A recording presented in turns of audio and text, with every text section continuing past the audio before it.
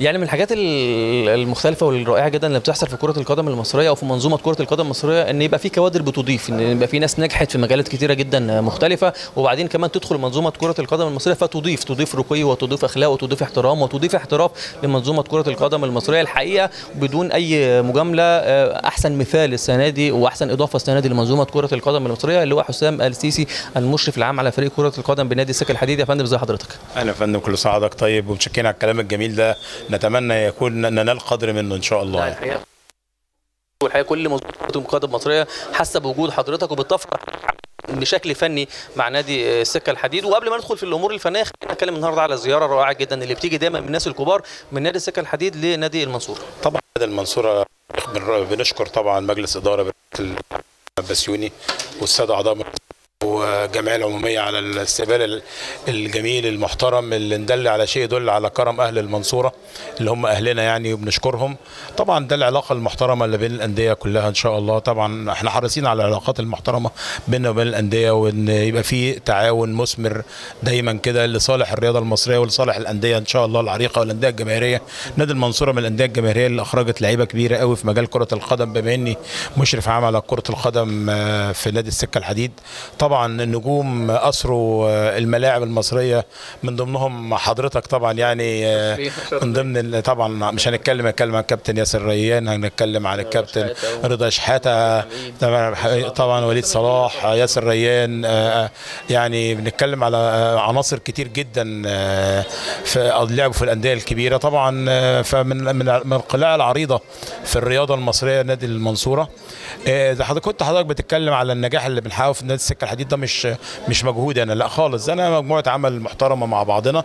انا يعني هم بيذللوا لنا الصعاب واحنا بنشتغل من اول مجلس الاداره وزمايلي في الجهاز الفني والجهاز الاداري، كلنا منظومه واحده. المنظومه بتكون متكاتفه ومحترمه بيبقى في نجاح ان شاء الله. وان شاء الله طبعا عشان يبقى في تعاون مثمر بيننا وبين الانديه العريقه زي نادي المنصوره والانديه كلها باذن الله. وان شاء الله هي دي الرياضه يا فندم، الرياضه لازم أن تكون بتسمو بالاخلاق وبنعلم ولادنا. انا بقول لحضرتك مش بس اضفت للسكه الحديد، حضرتك اضفت لمنظومه كره القدم المصريه المعاني والمبادئ اللي حضرتك بتتكلم فيها دي احنا كنا مفتقدينها في تنافس شريف محترم. بنتنافس، بنتفرج على الفرق الاوروبيه بعد الماتش بيكونوا مبهدلين الدنيا، بعد الماتش المدربين واللعيبه بيسلموا على بعض، وتلاقي المدربين بتاعه الفرق بتهني اللعيبه في فرق المنافسه، والروح جميله جدا بينهم وبين بعض. هي دي الرياضه اللي احنا عايزين نعلمها لاولادنا، ده تنافس شريف، مش ما هوش صراع ابدا. عمر ما كان الكره صراع او اي رياضه صراع، ده صراع عشان كل واحد يبذل اقصى ما في وسعه عشان يفوز، والاثنين فايزين.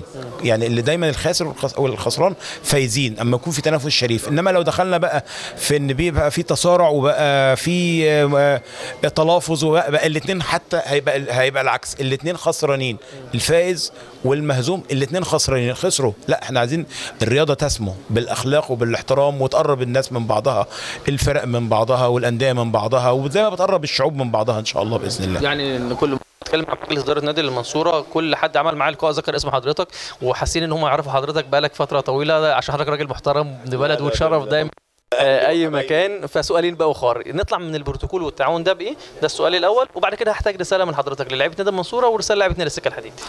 البروتوكول ده هيقرب طبعا، السؤال الاولاني البروتوكول ده هيقرب بين الانديه الناديين ببعض. انا السنه دي كان في عندي لعيبه بتعار في وسط بين الموسم، فانا طبعا كان من ضمن اللعيبه اللي جاي محمد رزق، كان جاي له اكتر من نادي، قلت لهم لا نادي المنصوره بتاعنا يروح. فده زي كده هيبقى في تبادل، لعيب من عندي لعيب من عنده، في ماتش ودي بيلعب في القاهره محتاج الاستاد بتاعي، اهلا وسهلا، انا جاي العب هنا اي فرق من الفرق هقدر اتدرب عنده، لا مفيش اي مشاكل. المنصوره يوم الاحد ان شاء الله. ده بيتهم اهلهم ينوروا، يعني اول نتيجه مثمره بعد لقاء النهارده يوم الاحد منورينا ان شاء الله في استاد السكه الحديد العريق في نادي السكه الحديد. ان شاء الله منورين في بيتهم الثاني ان شاء الله. نتمنى نكون نقابلهم ونص المقابله اللي قابلوها لنا دي مقابله محترمه يعني. حضرتك تسال كل خير. السؤال بقى الثاني والاخير، مش عايز اطول على حضرتك، حضرتك عايز رساله لعيبه نادي المنصوره الاول وبعد كده رساله لعيبه نادي السكه الحديد. الظروف مختلفه شويه يمكن. الظروف مختلفه. احنا نادي المنصوره كنا بنتابع والله، انا وزمايلي في نادي السكه الحديد دايما ماتشات المنصوره، ونطمن ان المنصوره في الجدول في بدايه الموسم، كان في بدايه الجدول.